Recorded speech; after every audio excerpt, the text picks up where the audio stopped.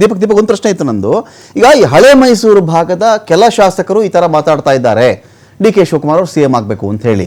ಹಿಂಬಾಲಕರು ಒಂದಷ್ಟು ಜನ ಸಿಎಂ ಆಗಬೇಕು ಅಂತ ಹೇಳಿದ್ರು ಅನ್ನೋ ಕಾರಣಕ್ಕೋ, ಹಿಂಬಾಲಕರು ಯಾವುದೇ ಕಾರಣಕ್ಕೂ ಮುಖ್ಯಮಂತ್ರಿಗಳಿಂದ ರಾಜೀನಾಮೆ ತೆಗೆದುಕೊಳ್ಳಬಾರದು ಅನ್ನೋ ಒಂದು ಕಾರಣಕ್ಕೋ ರಾಜ್ಯದ ಯಾವುದೋ ಮುಖ್ಯಮಂತ್ರಿ ಆಗಿದ್ದಾರೆ ಅಥವಾ ಮುಖ್ಯಮಂತ್ರಿ ಪಟ್ಟದಿಂದ ಇಳಿದಿದ್ದಾರೆ ಅನ್ನೋ ಇತಿಹಾಸ ನಮ್ಮ ರಾಜ್ಯದಲ್ಲಿ ಇಲ್ಲ. ನಮಗೆ ಗೊತ್ತಿರುವಂತೆ ಯಡಿಯೂರಪ್ಪನವರು ಅವ್ರು ಇಳಿಸಲೇಬಾರದು, ರಾಜೀನಾಮೆ ತಗೊಳ್ಬಾರ್ದು ಅಂತ ಹೇಳಿ ಸ್ವಾಮೀಜಿಗಳ ಕೂಟವೇ ಬಂದು ಕೂತಿತ್ತು ಮನೆ ಮುಂದೆ. ಕೇರ್ ಮಾಡಲಿಲ್ಲ ಬಿಜೆಪಿ, ತೆಗೆದು ಬಿಸಾಕ್ತವ್ರನ್ನ, ನಿರ್ದಾಕ್ಷಿಣ್ಯವಾಗಿ ಬಿಸಾಕ್ತವ್ರನ್ನ ಇದು ನೋಡಿದ್ದೀವಿ ನಾವು. ಈ ಥರದ ಉದಾಹರಣೆ ಬಂದಾಗ ಯಾರೋ ಕುಣಿಗಲ್ ಹೇಳ್ಬಿಟ್ರು, ಯಾರೋ ರಾಮನಗರದವ್ರು ಹೇಳ್ತಾ ಇದ್ದಾರೆ, ಮಾಗಡಿ ಹೇಳ್ತಿದ್ದಾರೆ.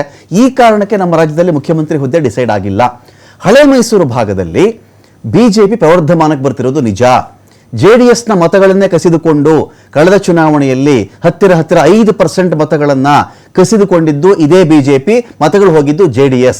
ಯಾವತ್ತಿಗೆ JDSನವ್ರು ಕೇಸರಿ ಶಾಲಾಕಕ್ಕೆ ಶುರು ಮಾಡಿದ್ರಲ್ಲ, ಬೇರೆನೇ ಶುರುವಾಯಿತು ಹಳೆ ಮೈಸೂರು ಭಾಗದಲ್ಲಿ. ಭಾಗ 1. ಭಾಗ 2, JDSಗೂ ಕೂಡ ಅನ್ಯ ಮಾರ್ಗ ಇರಲಿಲ್ಲ. ಅವತ್ತಿಗೆ ಜಾಯಿನ್ ಆಗಿಬಿಟ್ರು, ಅಧಿಕಾರಕ್ಕೆ ಜಾಯಿನ್ ಆದ್ರು, ಸಿದ್ಧಾಂತ ಅಂತ ಅವ್ರು ಹೇಳಿಕೊಂಡು ಬಂದು ಆ ಸಿದ್ಧಾಂತ ತಿಲಾಂಜಲಿ ಇಟ್ಟು ಜಾಯಿನ್ ಆದ್ರು, ಒಂದು ಕತೆ. ಈಗ ಹಳೆ ಮೈಸೂರು ಭಾಗ ಸಿದ್ದರಾಮಯ್ಯನವರ ಹೊರತಾಗಿ ಒಕ್ಕಲಿಗ ಮುಖಂಡನೊಬ್ಬನಿಗೆ ವೇದಿಕೆ ಕೊಡಕ್ಕೆ ರೆಡಿಯಾಗಿದೆಯಾ ಅಂತ. ರಮಾಕಾಂತ್ ನಮಸ್ತೆ. ವಿಶೇಷವಾಗಿ ಏನಂತಂದ್ರೆ, ನಾವು ರಾಜ್ಯದಲ್ಲಿ ನಾವು 2 ತರದ ರಾಜಕಾರಣಗಳನ್ನ ನೋಡ್ತಾ ಇದ್ದೇವೆ.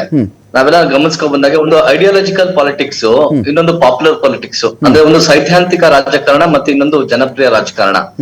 ಇವತ್ತು ಆ ಸೈದ್ಧಾಂತಿಕ ರಾಜಕಾರಣ ಬಹುಪಾಲು ಎಲ್ಲೂ ಕೂಡ ಉಳಿದಿಲ್ಲ, ಮತ್ತೆ ಯಾವ ನಾಯಕರಲ್ಲೂ ಉಳ್ಕೊಂಡಿಲ್ಲ ಅನ್ನುವಂಥದ್ದು ಎಲ್ಲಾ ಪಕ್ಷದ ನಾಯಕರು ಒಪ್ಕೊಳ್ಳೇಬೇಕಾಗ್ತದೆ. ಹಾಗಾಗಿ ನಾವು ಸೈದ್ಧಾಂತಿಕ ರಾಜಕಾರಣದಲ್ಲಿ ನೆಲೆಯಲ್ಲಿ ನಾವು ನೋಡಿದಂತ ಸಂದರ್ಭದಲ್ಲಿ ಈ ಮುಖ್ಯಮಂತ್ರಿಗಳ ಬದಲಾವಣೆ ಅಥವಾ ಪಕ್ಷಾಂತರ ಆಗುವಂಥದ್ದು, ಪಕ್ಷಗಳು ಮರ್ಜ್ ಆಗುವಂಥದ್ದು, ಇವೆಲ್ಲವೂ ಕೂಡ ನಾವು ಅಚ್ಚರಿ ಪಡ್ತಾ ಇದ್ವಿ. ಇವತ್ತು ರಾಜಕಾರಣದಲ್ಲಿ ಏನ್ ಬೆಳವಣಿಗೆ ಆದ್ರೂ ಆಶ್ಚರ್ಯ ಪಡುವಂತ ಸಂಗತಿಗಳೇ ಇಲ್ಲ. ಏನ್ ಬೇಕಾದ್ರೂ ರಾಜಕಾರಣದಲ್ಲಿ ಏನ್ ಬೇಕಾದ್ರೂ ಆಗ್ಬಹುದು ಅನ್ನೋದಕ್ಕೆ. ಒಂದು ಹಳೆ ಮೈಸೂರು ಭಾಗದಲ್ಲಿ ಹೇಳಿದ್ರೆ ಮುಖ್ಯಮಂತ್ರಿಯ ಬದಲಾವಣೆಯ ನಿರೀಕ್ಷೆ ಮಾಡ್ತಾ ಇದೆಯಾ ಹಳೆ ಮೈಸೂರು ಭಾಗದಲ್ಲಿ ಅಂತ ಹೇಳಿ.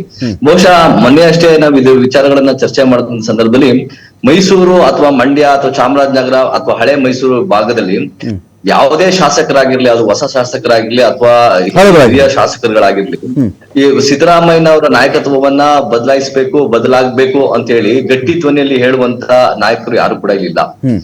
ಇದ್ದಾರೆ. ಡಿ ಕೆ ಶಿವಕುಮಾರ್ ಅವರು ಮುಖ್ಯಮಂತ್ರಿ ಆಗ್ಬೇಕು ಅಂತ ಬಯಸುವಂತ ನಾಯಕರುಗಳು ಇದ್ದಾರೆ ಮೈಸೂರು ಭಾಗದಲ್ಲಿ.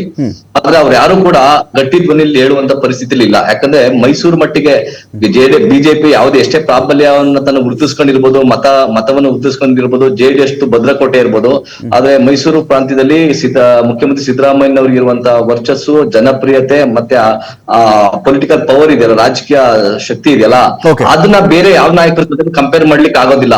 ಹಾಗಾಗಿ ಮೈಸೂರು ಭಾಗದಿಂದ ಆ ತರದೊಂದು ಗಟ್ಟಿ ಕೂಗು ನನ್ನ ಪ್ರಕಾರ ನಾನು ಇದುವರೆಗೆ ಗಮನಿಸಿರುವಂತದ್ದು ಒಂದೇ ಒಂದು ತನ್ವೀರ್ ಸೇಠ್ ಅವರು ಬದಲಾವಣೆ ಕಾಲ ಬರ್ತದೆ, ಬದಲಾವಣೆ ಆಗ್ಬೇಕು ಅನ್ನೋ ಮಾತನ್ನ ಗಟ್ಟಿಯಾಗಿ ಹೇಳಿದ್ರು. ಹಾಗೆ ಮಂಡ್ಯದಲ್ಲಿ ಕಗ್ಲೂರು ಉದಯ ಅವರಾಗಿರ್ಬೋದು ಅಥವಾ ರವಿಕುಮಾರ್ ಗಾಣಿಗ ಅವರಾಗಿರ್ಬೋದು, ಅವ್ರು ಹೇಳಿದ ಲೆಕ್ಕದಲ್ಲಿ ಮಂಡ್ಯದಲ್ಲಿ ಡಿ ಕೆ ಶಿವಕುಮಾರ್ ಪರವಾಗಿ ಮಾತಾಡ್ಬೇಕಾದಂತ ಅನಿವಾರ್ಯಂತ ಸ್ಥಿತಿ ಇದೆ. ಹಾಗಾಗಿ ಯಾಕಂದ್ರೆ ಅದು ಒಕ್ಕಲಿಗ ಪ್ರಾಬಲ್ಯ. ಮೈಸೂರು ಭಾಗದಲ್ಲಿ ಸಿದ್ದರಾಮಯ್ಯ ಅವ್ರನ್ನ ಅಜಾತ ಶತ್ರು ಅಂತ ಕನ್ಸಿಡರ್ ಮಾಡ್ತೀರಾ ನೀವು?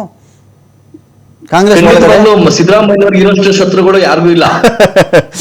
ನಿಮ್ಗೆ ಸಿದ್ದರಾಮಯ್ಯನವರು ಅಜಾತ ಶತ್ರು ಅಂತ ನಾನು ಹೇಳ್ತಾನೂ ಇಲ್ಲ, ನಾನು ಒಪ್ಕೊಳಕ್ ರೆಡಿ ಇಲ್ಲ. ಆದ್ರೆ ಸಿದ್ದರಾಮಯ್ಯ ಅವರ ಶತ್ರುತ್ವವನ್ನ ಕಟ್ಕೊಳ್ಲಿಕ್ಕೆ, ಸಿದ್ದರಾಮಯ್ಯನವ್ರನ್ನ ಎದುರಾಕೊಳ್ಳುವಂತ ಪ್ರಬಲ ನಾಯಕರು ಈ ಭಾಗದಲ್ಲಿ ಕಾಂಗ್ರೆಸ್ ನಲ್ಲಿ ಇಲ್ಲ. ಕಾಂಗ್ರೆಸ್ ನಲ್ಲಿ ಸಿದ್ದರಾಮಯ್ಯನವ್ರಿಗೆ ಸೆಡ್ ಹೊಡಿಯಂತವ್ರು ಇಲ್ಲ. ಕಾಂಗ್ರೆಸ್ ನಲ್ಲಿ ಸಿದ್ದರಾಮಯ್ಯನವ್ರ ವಿರುದ್ಧ ಹೇಳಿಕೆ ಕೊಡುವಂತವ್ರು ಇಲ್ಲ.